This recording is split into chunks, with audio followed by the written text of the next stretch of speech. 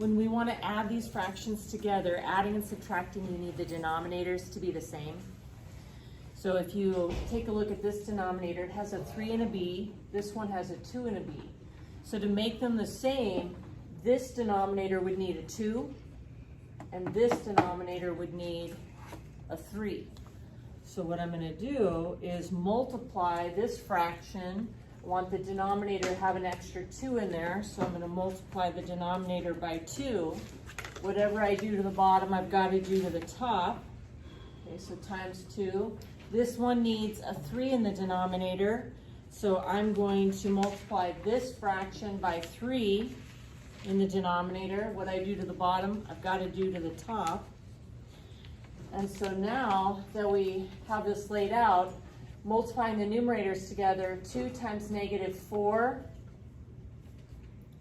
is going to get me negative 8, and 2 times 3 is 6, and 6 times b is 6b. Okay, then we have our addition. Let's bring down the plus sign. 5 times 3 is going to be 15, and 2 times b times 3. 2 times 3 is 6, times b is 6b. One more time, noticing we forced the bottoms to be the same. Now that the bottoms are the same, when you add or subtract fractions, you just combine the numerators over the common denominator. So this is negative 8 plus 15. And if we add negative 8 and 15, I end up getting 7 over 6b. Now on this particular one, I don't have to simplify.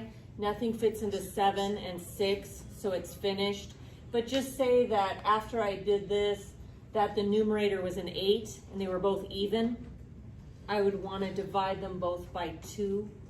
Okay, but it's simplified, that one's finished. So let's look at just a couple more examples.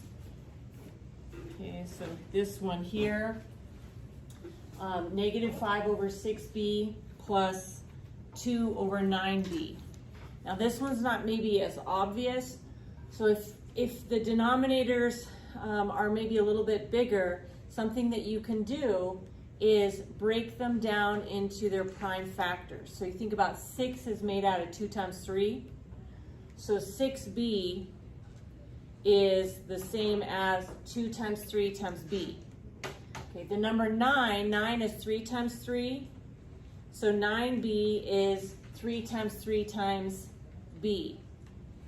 Now that we have those expanded, it's a little bit easier to see what they're missing if we want to force them to be the same. This denominator would need an extra 3 to make them identical, and this denominator would need a 2. Okay, so I'm going to take my first fraction to put in an extra 2. I'm going to multiply by 2, but again, whatever you do to the bottom, excuse me, my bad. Let me say that again. So 2, 3, b. This has 2 3s, so it needs another 3. So I'm going to put another 3 with it. Whatever I do to the bottom, do to the top. Now this fraction, to make it the same denominator, it's going to need a 2. So let's multiply this fraction by 2.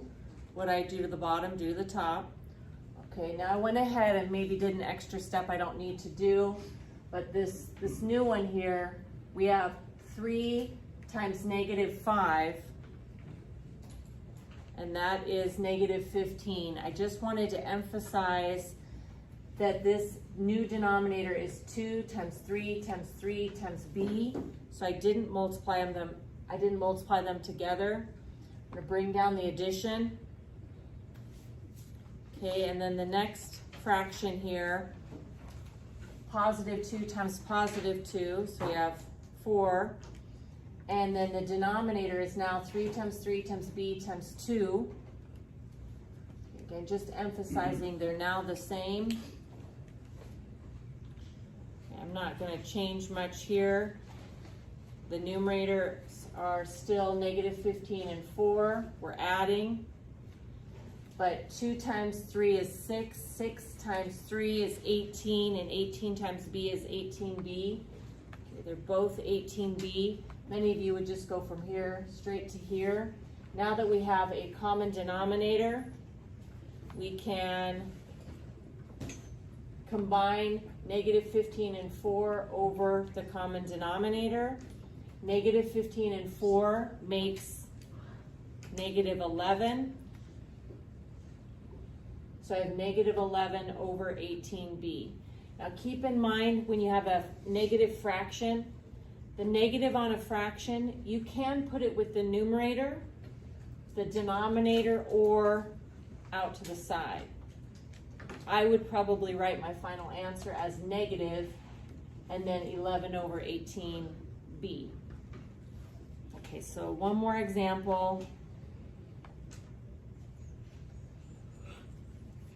I want to force these denominators to be the same. If you're not sure, you can break it apart. The number 8 is 2 times 4, and the 4 is 2 times 2. So an 8 is 2 times 2 times 2, and then times d. The 4d, 4 is 2 times 2.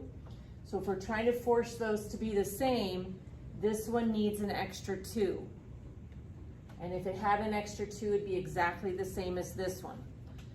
So I'm going to multiply the denominator by 2. Whatever I do to the bottom, do to the top. Now this time I think I'll go ahead and skip that extra step, and my new fraction, 5 over 8d, we didn't do anything to that, so it's going to stay the same, minus, so I've got my minus, and then 2 times 3 is 6, and 2 times 2 times d times 2, so 2 times 2 times 2 is 8 times d, 8d. My denominators are the same.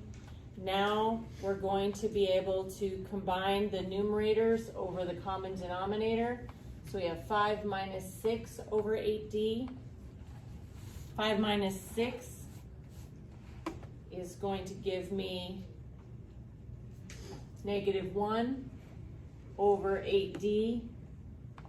And again, if you prefer, you can put this negative on the fraction out to the side or with the denominator. But a negative on the fraction can go at the top, the bottom, or out to the side. But most people tend to put that negative out to the side.